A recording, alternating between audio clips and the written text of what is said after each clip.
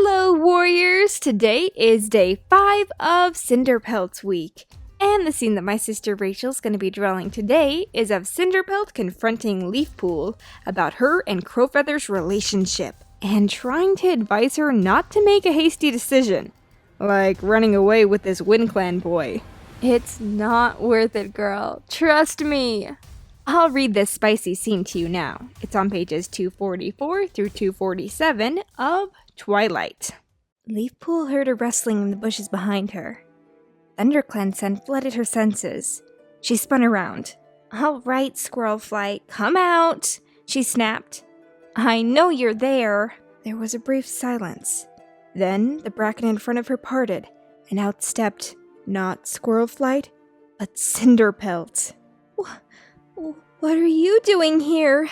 Leafpool stammered, casting an anguished glance over her shoulder at Crowfeather. The medicine cat limped forward and faced her calmly. "You know what I'm doing, Leafpool.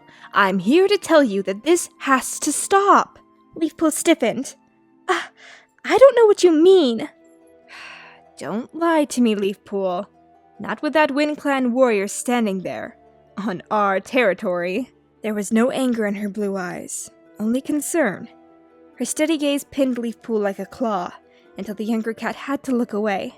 "I suppose Squirrel Flight told you to follow me?" she muttered. "Squirrel Flight? No, I was collecting herbs when I picked up your scent and a WindClan cat's nearby. I came to see what was going on. Besides, you don't think that I didn't suspect that you've been sneaking out at night?" Terror flashed through Leafpool. "You've been spying on me?" "I didn't need to," Cinderpelt meowed. "You're obviously so exhausted that you can't do your job properly. Only yesterday you tried to give Set for borage leaves instead of waterman for his bellyache. As for Crowfeather, I can't say I'm surprised. Do you think I haven't noticed the two of you at gatherings? I'm not blind, Leafpool." "Wait," Crowfeather began, stepping forward to Leafpool's side. "This is between me and Leafpool. She's not betraying her clan, if that's what you think." Cinderpelt fixed him with a stern gaze. "I never imagined she would, but she shouldn't be here with you, and you should know that as well as I do."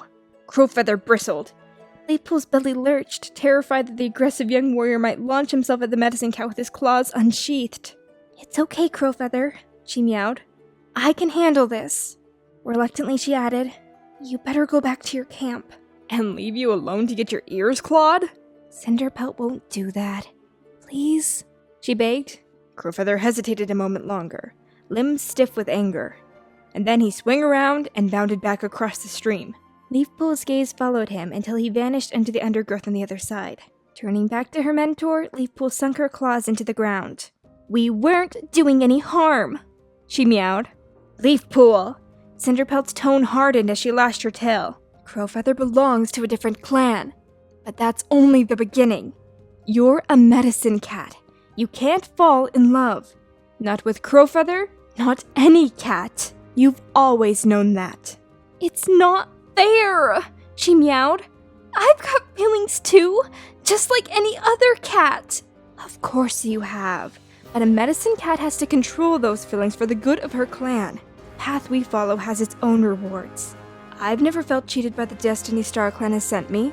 Every word Cinderpelt spoke tore into Leafpool like a badger's fangs. Fury surged inside of her. "You can't possibly understand," she spat. "You've never been in love." Cinderpelt's blue gaze rested on her, unspoken thoughts flickering like minnows in her eyes. "It's easy for you," Leafpool went on bitterly. "You've never wanted anything else." The medicine cat flexed her claws, and her neck fur began to rise. "How do you know what I want?" There was a hint of a snarl in her voice. "How do you know what hopes I gave up to follow the path Star Clan laid down for me?" Leafpool flinched. She had never seen Cinderpelt this angry. I can't believe Leafpool in this scene. She's being just like the typical rebellious teenager, yelling, "You were never young!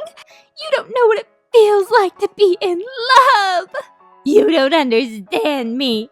No one understands me!" With voice cracks and all and such. And Cinderpelt is just like, "What? You don't know me! You don't know my life!" It's pretty obnoxious for Leafpool to say to Cinderpelt, You've always wanted to be a medicine cat. You've never wanted anything else. Because, honey, did you completely miss reading Fire and Ice? Good thing I'm making a movie of it, 'cause you need some help. I know you weren't born when this happened, but surely you've heard the stories. Or do you know nothing about the cat that's training you? You share a den for StarClan's sake. You should know this. Cinderpelt was Fireheart's apprentice, and her dream was to be a warrior. But she broke her leg and wasn't able to do that. So she had to learn to love medicine and find a new dream. But being a medicine cat wasn't her first choice.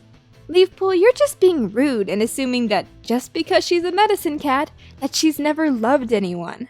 She did love someone. She loved Fireheart, but she let him go because she knew that he needed her as a medicine cat and a confidant more. Well, I'd love to hear in the comment section down below what you think of Cinderpelt's reaction to the outlandish things that Leafpool was saying.